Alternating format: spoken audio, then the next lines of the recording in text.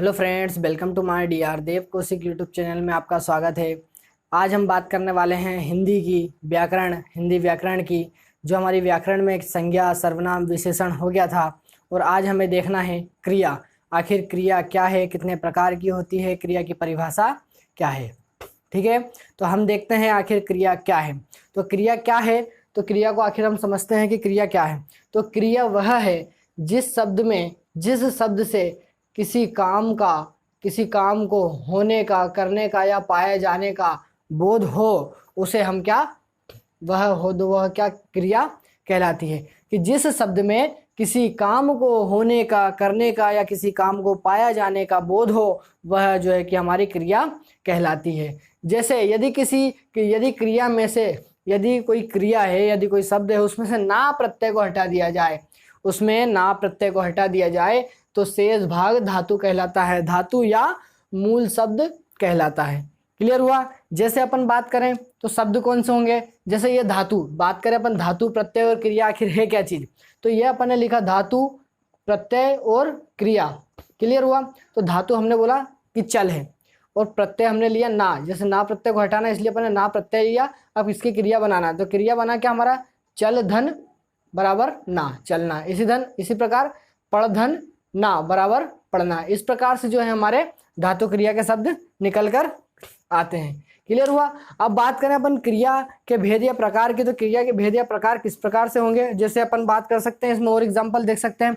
हंसना, हंस धनना, रोना, है ना। तो ना प्रत्यय को हटाने के प्रकार, ना प्रत्यय को यदि अपन हटा दें तो शेष धातु मूल शब्द या मूल धातु कहलाती है। क्लियर हुआ। अब बात करें तो क्रिया के भेद या प्रकार, तो क्रिया के कितने भेद और कितने प्रकार है, तो क्रिया के दो भेद और दो प्रकार होते हैं। पहला होता है हमारा सकर्मक क्रिया, दूसरा होता है अकर्मक क्रिया। क्लियर हुआ। अब सकर्मक क्रिया क्या है, तो सकर्मक क्रिया है कि जिस क्रिया में कर्म हो या कर्म के होने की संभावना हो, जिस क्रिया में कर्म हो और या कर्म के होने की संभावना हो, और क्रिया का प्रभाव या फल सीधे कर्म पर पड़े तो वह कर्म की संभावना पर पड़े तो वह सकर्मक क्रिया कहलाती है। समझ में आया। चलो एक बार और देखते हैं कि सकर्मक क्रिया क्या है। तो सकर्मक क्रिया वह क्रिया है जो कर्म में हो या कर्म के होने की संभावना हो, या तो कर्म, जिस क्रिया में कर्म हो या कर्म के होने की संभावना हो।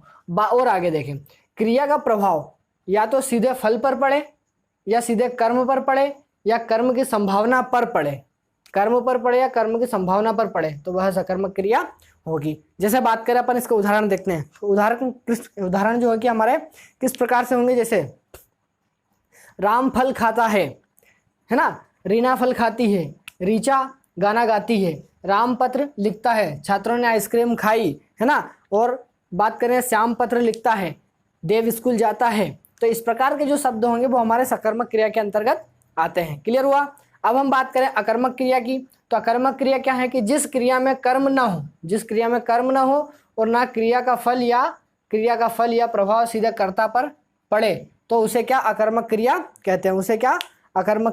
कहते हैं। जैसे जब क्रिया से क्या व किसमें शब्द आए, या प्रश्न पूछा जाए तब यह उसका उत्तर नहीं देती, यह अकर्मक क्रिया उसका उत्तर नहीं देती, कोई भी प्रश्न पूछा जाए। जैसे बात करें तो छात्रों ने खाया, लेकिन क्या खाया ये क्लियर नहीं बताया। सर पढ़ा रहे हैं, लेकिन क्या पढ़ा रहे हैं ये बताया क्या नहीं है। तो इसको इस प्रकार से जो कि क्या व किसमें कोई क्वेश्चन पूछा जाए तो वो हमारा अकर्मक क्रिया कहलाती है। क्लियर हुआ।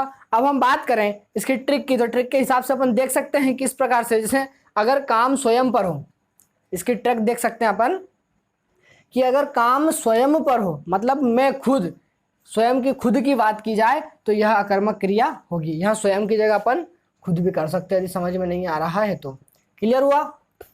अब हम बात करें कि क्रिया के अन्य भेद 6 होते हैं, वो कौन कौन से होते हैं तो देखते हैं। ये आप लोगों को समझ में आया, सकर्मक क्रिया और अकर्मक क्रिया। क्लियर हुआ। अब बात करते हैं अपन कि क्रिया के अन्य भेद कौन कौन से हैं, तो ये भेद होते हैं 6। पूर्णकालिक क्रिया, द्विकर्मिक क्रिया, संयुक्त क्रिया, प्रेरणार्थक क्रिया, सहायक क्रिया और नाम धातु की क्रिया। अब यह पूर्णकालिक क्रिया क्या होती है, हम इसे पहचानने का चिन्ह क्या है, उसके उदाहरण क्या है, हम देखते हैं। तो पूर्णकालिक क्रिया होती है कि जब कर्ता एक क्रिया को समाप्त करके दूसरी क्रिया प्रारंभ करता है तो पहली क्रिया पूर्णकालिक क्रिया कहलाती है। मतलब कर्ता जो है, कर्ता एक क्रिया को समाप्त करके कोई काम कर रहा है, उसको समाप्त करके दूसरा काम प्रारंभ कर दे तो वह पहला कर्ता जो है क्या कहलाएगी, हमारी क्रिया क्रिया कहलाएगी। क्या कहलाएगी, हमारी क्रिया कहलाएगी, पहली क्रिया कहलाएगी। अब बात करें इसके पहचान चिन्ह कौन से होंगे, तो जैसे कर, करके, मूल शब्द में कर प्रत्यय लगाकर बनाई जाती। कर करके जो शब्द आते हैं वो हमारे मूल शब्द में प्रत्यय लगाकर किया जाता है। क्लियर है। उसको उदाहरण देखें, जैसे रीना खाना खाकर, ये कराया सो गई। राम पत्र लिखकर, मतलब ये कराया चला गया। वह पढ़कर लिखने लगा। मतलब जो कर प्रत्यय जो आया है वो हमारे पूर्णकालिक क्रिया में आता है। क्लियर हुआ। अब हम बात करते हैं द्विकर्मक क्रिया क्या होती है।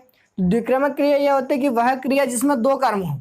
यहाँ पर एक कर्म की बात की थी, यहाँ पर दो कर्म की बात हो रही है। जिसमें दो कर्म की आवश्यकता होती है, जिसमें दो कर्म उपस्थित होते हैं, उसे जो है कि द्विकर्मक क्रिया कहते हैं। मतलब सीधी सी बात करें तो द्विकर्म में दो कर्म की आवश्यकता होती है। क्लियर हुआ। इसको पहचानने का तरीका क्या है, क्या और किसको जो दो शब्द जो आएंगे वो हमारे द्विकर्मक क्रिया के अंतर्गत आते हैं। क्लियर हुआ। इसके उदाहरण देखें तो क्या कि रीचा ने बच्चों को अंग्रेजी पढ़ाई। रीचा ने बच्चों को अंग्रेजी पढ़ाई, है ना। नानी ने बच्चों को खिलौने दिए। इस प्रकार के क्या और किसको जो शब्द आए वो हमारे इसमें आते हैं, किसमें, द्विकर्मक क्रिया के अंतर्गत आते हैं, है ना। जैसे रीना ने बच्चों को इंग्लिश पढ़ाई, रीचा ने पढ़ाई, अध्यापक ने बच्चों को जो है कि हिंदी पढ़ाई, नानी ने बच्चों को खिलौने दिए। इस प्रकार के जो उदाहरण वो हमारे द्विकर्मक क्रिया के अंतर्गत आते हैं। क्लियर हुआ। अब हम तीसरा बात करते हैं संयुक्त क्रिया की। तो संयुक्त क्रिया क्या है कि जब दो या दो से अधिक क्रियाएं एक साथ प्रयोग में लाई जाती है तो वह संयुक्त क्रिया कहलाती है।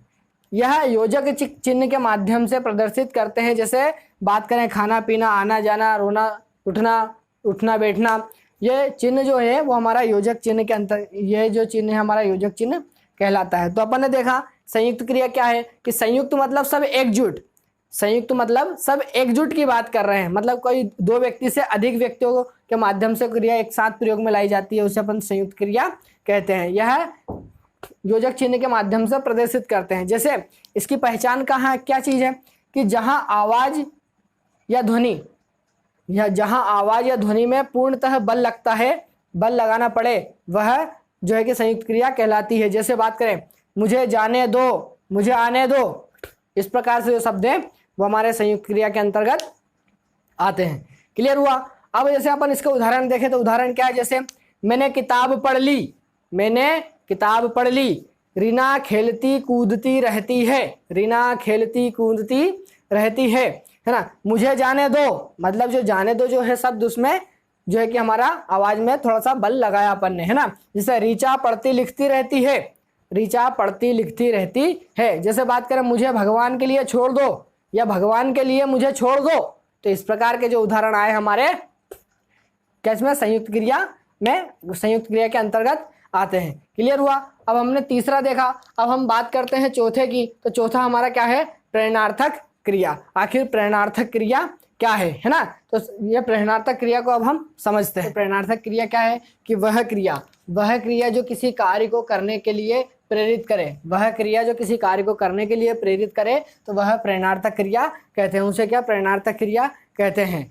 उसे क्या हम प्रेरणार्थक क्रिया कहते हैं कि वह कार्य के लिए करने के लिए प्रेरित करे तो वह प्रेरणार्थक क्रिया कहते हैं। अब हम बात करें पांचवा की, तो पांचवा क्या है, जैसे प्रेरणार्थक क्रिया के अंतर्गत भी दो क्रियाएं आती है। कौन सी की पहले आती है प्रथम प्रेरणार्थक क्रिया और दूसरी द्वितीय प्रेरणार्थक क्रिया। ठीक है। तो इसमें आना और बाना प्रत्यय लगाकर किया जाता है। प्रथम में क्या किया जाता है, पहले में आना प्रत्यय लगाकर किया जाता है और दूसरे में बाना प्रत्यय लगाकर किया जाता है। क्लियर हुआ। अब हम बात करें पांचवा सहायक क्रिया की। आखिर सहायक क्रिया क्या है, तो सहायक क्रिया यह है कि वह क्रिया जो वाक्यों को पूर्णतः प्रदान करने हेतु प्रयोग में लाई जाती है, वाक्य को पुनः प्रदान करने के लिए प्रयोग में लाई जाती है, उसे सहायक क्रिया कहते हैं। उसे क्या सहायक क्रिया कहते हैं। क्लियर हुआ। अब बात करें सहायक क्रिया की कैसे, तो सहायक क्रिया वह है जो, जैसे बात करें कि यह क्रिया वाक्य के अंत में आती है, यह सहायक क्रिया जो है कि वाक्य के अंत में आती है और इन क्रियाओं की सहायता से हमें कार्य के काल का अवबोध होता है। कार्य के काल का जो है कि हमें अवबोध होता है। बात करें सहायक क्रिया में हेल्प के लिए जो है कि पहचानने का तरीका क्या है, जैसे बात करें कि है, हूँ, है, हूँ, है, इस प्रकार के जो शब्द आते हैं, है ना, है, हूँ, है। या बात करें था, थे, थी, ताते, ती, गागेगी, इस प्रकार के जो शब्द आएंगे, वर्ण आएंगे, वो हमारे सहायक क्रिया के अंतर्गत आते हैं। अब हम बात करें इसके उदाहरण की, तो उदाहरण किस प्रकार से देख सकते हैं, जैसे सीता प्रतिदिन स्कूल जाती है, ये है शब्द आया। राम कल घर से आ रहा है, ये है शब्द आया, है ना। सीता रीचा इस प्रतिदिन स्कूल जाती थी, है ना, और इस प्रकार से जो है कि, या फिर बात कर जाती थी, या फिर बात करें तो रीचा कल स्कूल जाएगी, या कल सब जाएंगे, इस प्रकार के जो शब्द आएंगे वो हमारे सहायक क्रिया के अंतर्गत आते हैं। क्लियर हुआ। इस प्रकार से देखा हमने पांचवी क्रिया। बात करें छठवीं और लास्ट क्रिया की, नाम धातु क्रिया।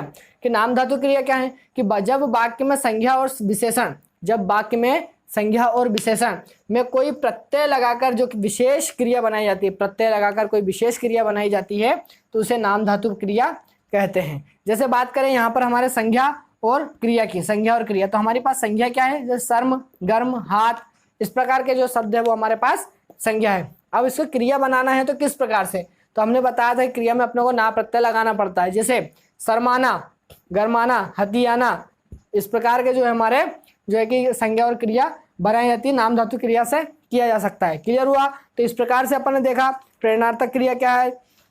इसके बाद में क्रिया के पूरे रूप देखे, सकर्मक क्रिया, अकर्मक क्रिया, पूर्णकालिक क्रिया, है ना, द्विकर्मक क्रिया, संयुक्त क्रिया, नाम धातु क्रिया। इस प्रकार से अपन ने पूरी धातुओं को, वो सारी क्रियाएं को अपन ने देखा। तो मैं आशा करता हूं कि आप लोगों को मेरे द्वारा पढ़ाया गया आज की क्लास क्रिया की बहुत ही अच्छे से समझ में आई होगी। और यदि आप लोगों को कुछ समझ में नहीं आई हो तो प्लीज़ आप लोग कमेंट बॉक्स में आकर मुझे कमेंट कीजिएगा। तो और आप जिस तरीके से पढ़ना चाहते हो, आप कुछ अलग तरीके से पढ़ना चाहते हो, तो प्लीज़ आप लोग मुझे वो भी बताइए, तो मैं उस तरीके से आप लोगों को पढ़ाने की पूर्णतः कोशिश करूँगा। और आप लोगों को यदि मेरा वीडियो, मेरा पढ़ाने का तरीका अच्छा लगा हो तो प्लीज़ आप लोग इसे लाइक, शेयर और सब्सक्राइब जरूर करें। धन्यवाद। Well done.